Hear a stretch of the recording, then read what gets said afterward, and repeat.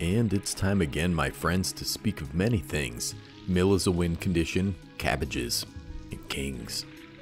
So in Magic the Gathering, you got a couple alternate win conditions, especially in Commander. Commander damage, you have certain cards that say you win the game, your opponent loses the game, stuff like that. And you also have mill. Here's the relevant rules text for you rules lawyers out there. 104.3c. If a player is required to draw more cards than are left in their library, they draw the remaining cards and then lose the game the next time a player would receive priority. This is a state-based action. And under state-based actions, Rule 704.5b, if a player attempted to draw a card from a library with no cards in it since the last time state-based actions were checked, he or she loses the game. So if you cast Brainstorm with 2 cards left in your library, you'll draw 2, put 2 back, then lose the game the next time state-based actions are checked because you couldn't draw 3. This all comes from a 7-year-old Reddit post, but I double-checked all the comprehensive rules anyways. It still checks out. So in this video, we're talking about milling opponents. Self-mill is another video, dude. It's a separate archetype, and I do love that archetype as well. So this can be a rather tall order in a 4-player game of Commander, milling out 3 other opponents. 60-card mill strategies where you're one-on-one are way easier to effectuate. So should you play mill? Yes, you idiot. Because why do you think I make these videos, man? Do you think it's because of the fame, the love of my patrons? Well, it's that. But it's also so I can call you an idiot for not playing mill. So you basically have to mill your opponents 300 cards, minus whatever cards they've drawn in their opening hand. Tough to do for sure, but not impossible. Now the primary way you make this happen is with combo. Duskmantle Guildmage, right? Take this guy for example. Blue and a black, creature, human wizard, it's a 2/2. 1 blue and a black, whenever a card is put into an opponent's graveyard from anywhere this turn, that player loses 1 life. Also has 2 blue and a black, target player mills 2 cards. This guy seems pretty unassuming. He's got an interesting haircut. He's got one of those LED flashlights. He's just blinding us with his power. Well, what you want to do is combine this with this sweet old card, the Mind Crank. 2 generic mana artifact. Whenever an opponent loses life, that player mills that many cards. Bloodchief Ascension can also sub in for Duskmantle in this combo, just by the by. This card can also just be a win condition if you're milling a lot, dude. Needs a couple quest counters, but you'll get there real quick, buddy. Now I have this combo in my Phenax deck. One of the best mill commanders can get that train rolling with any creature and at instant speed. Phenax is 3 blue and a black, legendary enchantment creature, God. It's a 4/7 with indestructible. As long as your devotion to blue and black is less than 7, Phenax is not a creature. Creatures you control have tap, target player mills X cards, where X is this creature's toughness. So you have him, one other creature that can tap, doesn't have summoning sickness or has haste, in the old Dusky Buddy and Mind Crank. You're rolling, buddy. You're gonna win the game. Phenax also has an indeterminate combo with a very old, seldom reprinted card named Eater of the Dead. 4 and a black for a creature horror, it's a 3/4. Has 0. If Eater of the Dead is tapped, exile target creature card from a graveyard and untap Eater of the Dead. Even the putrid muscles of the dead can provide strength to those loathsome enough to consume them, Frodo. Looks like Baphomet crossed with a Basset Hound, and I love him very much. He's my son. So you need some creatures in the yard to get this started. This card is quite pricey right now, buddy, but listen, man, this guy's won me many games. Alright, let's talk about some Bruvag combos. Can we talk about this guy for a second? Bruvag the Grandiloquent, 2 and a blue for a legendary creature, human advisor, it's a 1/4. If an opponent would mill 1 or more cards, they mill twice that many cards instead. And furthermore, you know what's on the scroll, dude? All Bruvag's OnlyFans subscriptions. He's pretty aghast right now. Now Bruvag combos most reliably with Maddening Cacophony. 1 and a blue for a sorcery, has a kicker for 3 and a blue. Each opponent mills 8 cards. The spell was kicked, each opponent mills half their library, rounded up. This hits all opponents, but you can also use cards like Fleet Swallower. It's just a big old fish, dude. He flaps that tail and half the damn library blows into the water. You can target yourself too, incidentally, so there is some added utility there. This guy also combos with Traumatize. Classic card, you can target yourself with this also. Traumatize myself, dude. Gotta talk that out with a medical professional. Then you have Teresian Mindbreaker. When I see this card, I think of Mother Teresa. She's kind of a Teresian Mindbreaker, dude. Kind of a neat card if you mill it into the yard as well, because it has that other ability. You also have Cut Your Losses, which has Casualty 2. Maybe not as great. And of course you have Lord Xander, the Dandy Romancer. He's in there with Grixis Mill, but I'm not sure what that is, so forget about him. You see, Self-Mill is pretty solidly centered in Dimir colors. Nothing wrong with that, but Self-Mill has some interesting overlap with black, blue, and green, or Sultai also. Like this guy, the Master Transcendent. 1 black, blue, and a green for a legendary artifact creature mutant. It's a 2/4. When this guy enters the battlefield, target player gets 2 rad counters.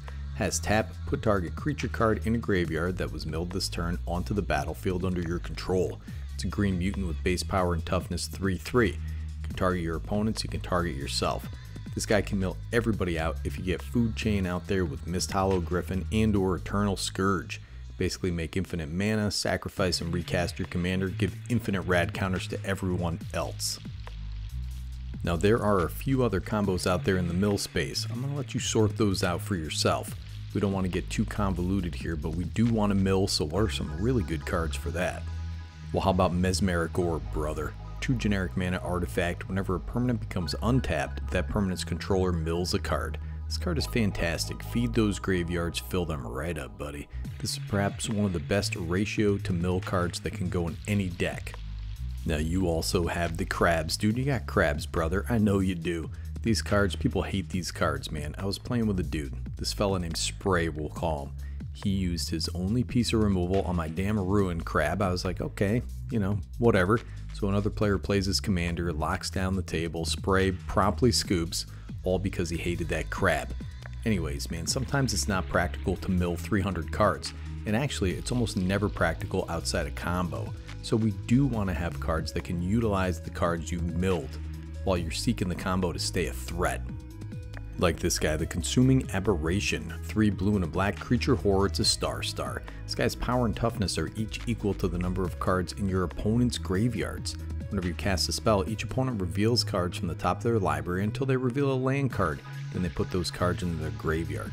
This guy gets huge, man. You slap in for 1,000,000 damage. Sure, he's got no evasion. He can be chumped by a 1/1 or popped with basically any removal spell.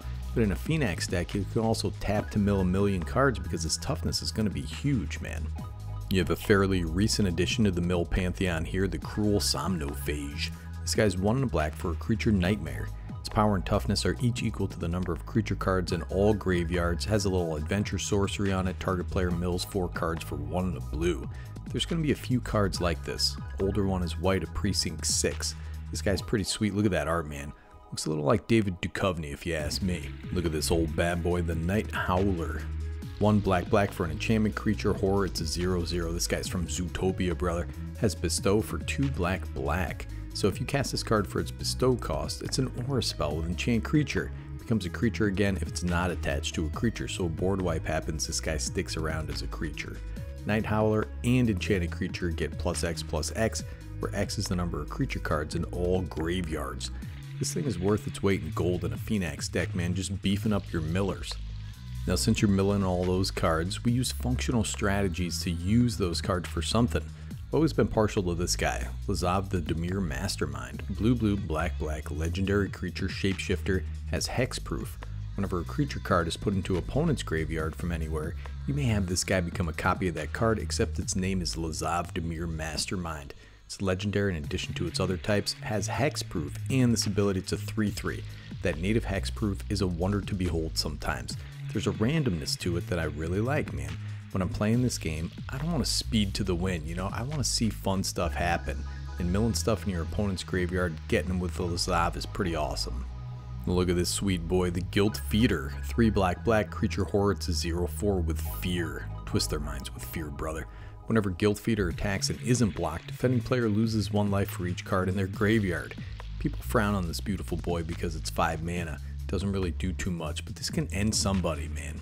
Now this one's more of a payoff, but the Screeching Scorch Beast, 4 black creature bat mutant, it's a 5/5, a flying menace. Whenever this guy attacks, each player gets 2 rad counters. Whenever 1 or more non-land cards are milled, you may create that many 2/2 black mutant zombie creature tokens. Do this only once each turn. This fella, he can be a win condition if you hit that maddening cacophony, man. 20 zombie mutants can win the game, buddy. I love this card, but people poo-poo my sweet baby. Now if we're talking about a functional mill deck, we can also use a Reanimator suite that hits the milled cards in any opponent's graveyard or our graveyard. Reanimate, Necromancy, Animate Dead.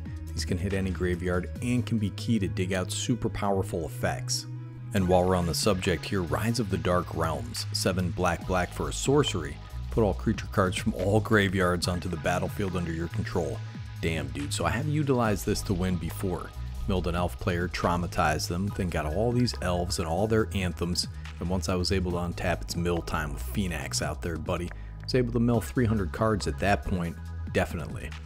I also wanted to mention this card. It's a little unsung in the mill archetype, Mnemonic Betrayal. 1 blue and a black for a sorcery. Exile all opponents' graveyards. You may cast spells from among those cards this turn, and mana of any type can be spent to cast them. At the beginning of the next end step, if any of those cards remain exiled, return them to their owner's graveyard, then exile this card. I've used this for all kinds of stuff, man, but it also goes nuts with Sir Conrad, who should definitely be in a mill deck, dude. Sir Conrad is a straight win condition if you're milling enough. So we talked a little bit about Phenax, Bruvak, and the Master Transcendent, all of which I have deck lists for except for Bruvak, man. But what are some other bangin' mill commanders? Well, how about the captain here, Captain Engathrode. 3 blue and a black for a legendary creature, Horror Pirate. It's a 3/6. Horrors you control have menace. Whenever a horror you control deals combat damage to a player, that player mills that many cards. At the beginning of your end step, choose target artifact or creature card in opponent's graveyard that was put there from the library this turn.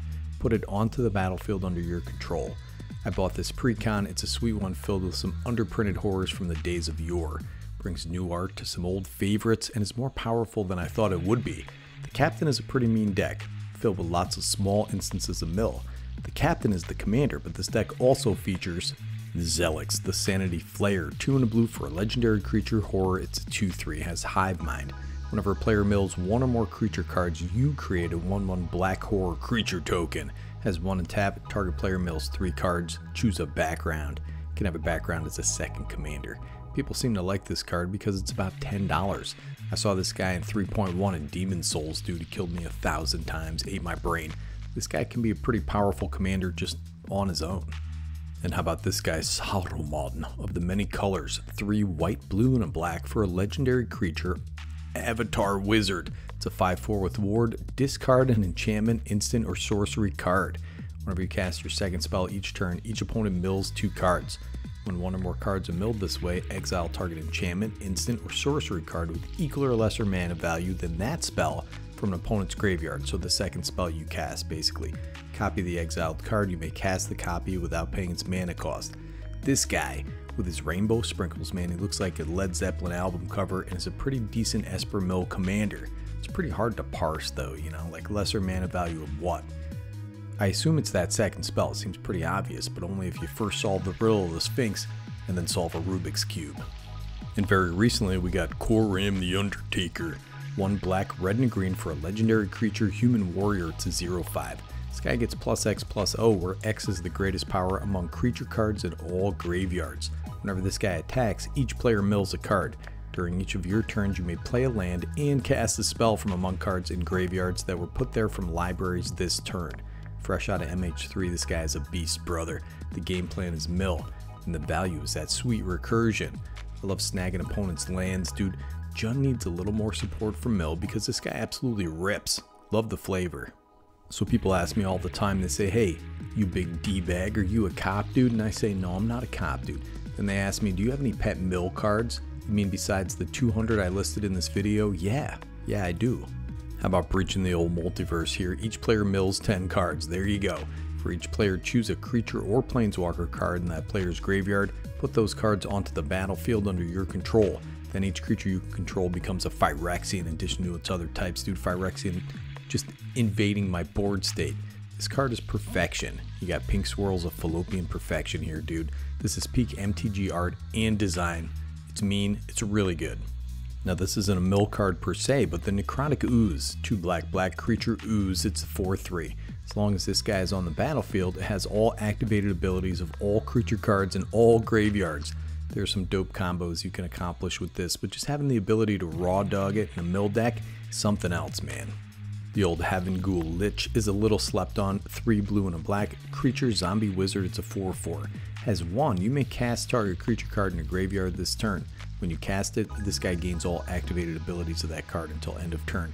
You know, go get a Solemn Simulacrum, get a damn Consecrated Sphinx, dig something out of your own graveyard. This guy can dig it out of your opponent's graveyard. This guy has the lightning in his hand, brother. Now we're going all the way back due to the Avatar of Woe. 6 black for a creature avatar, it's a 6/5. If there are 10 or more creature cards total in all graveyards, the spell costs 6 less to cast, man. Has fear. Has tap, destroy target creature, can't be regenerated. This card is beautiful.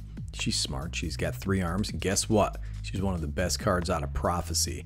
Nothing beats that old school arcade post art, dude. Nothing.